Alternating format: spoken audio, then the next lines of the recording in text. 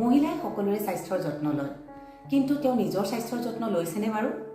আজি আন্তঃৰাষ্ট্ৰীয় মহিলা দিৱসত মই প্ৰত্যেকগৰাকী নাৰীকে শুভকামনা জ্ঞাপন কৰিলোঁ আৰু লগতে মই এইটোৱেই কওঁ যে তেওঁলোকে যেন তেওঁলোকৰ স্বাস্থ্যৰ যত্ন লয়। তেওঁলোক সুস্থ মানেহে গোটেই ঘৰখন সুস্থ।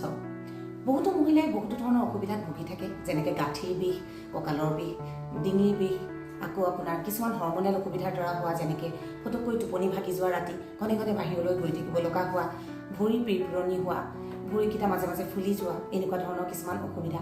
আকৌ কিছুমান প্ৰেগনেঞ্চি ৰিলেটেড অসুবিধা, যিবিলাক ধৰক প্ৰেগনেঞ্চিত খোজকাঢ়িলে ভৰি বিষ হোৱা, কৰমনৰ চুককেইটা বিষ হোৱা, কঁকালৰ বিষ হোৱা, ইফালে সিফালে কাটি হ'লে বিষ অনুভৱ কৰা, টোপনি নহা, এনেকুৱা ধৰণৰ অসুবিধা। আকৌ এটি শিশু জন্ম হোৱাৰ পিছত কিছুমান অসুবিধা থাকে, যিবিলাক ধৰক শিশুক প্ৰথম গাখীৰ খুৱাওঁতে কৰা পজিশ্যনকেইটাৰ কাৰণে, যেনেকৈ ডিঙিটো বেকা কৰি গাখীৰ খোৱাৰ কাৰণে আপোনাৰ ডিঙি বিষ হোৱা, কঁকাল বিষ হোৱা, আকৌ কেতিয়াবা সেই কঁকালৰ পৰা এটা ভৰি লৈ যোৱা বিষ অনুভৱ হয়, কৰমনৰ চুকৰ এটা পেইন প্ৰায়বিলাক মহিলাই কোৱা দেখা যায়, খুব সঘনাই ভাগৰ লগা, অকণমান খোজকাঢ়িলে বা কাম কৰিলেই ভাগৰ লগা, এনেকুৱা ধৰণৰ বহুতো অসুবিধাত ভুগি থকা দেখা যায়।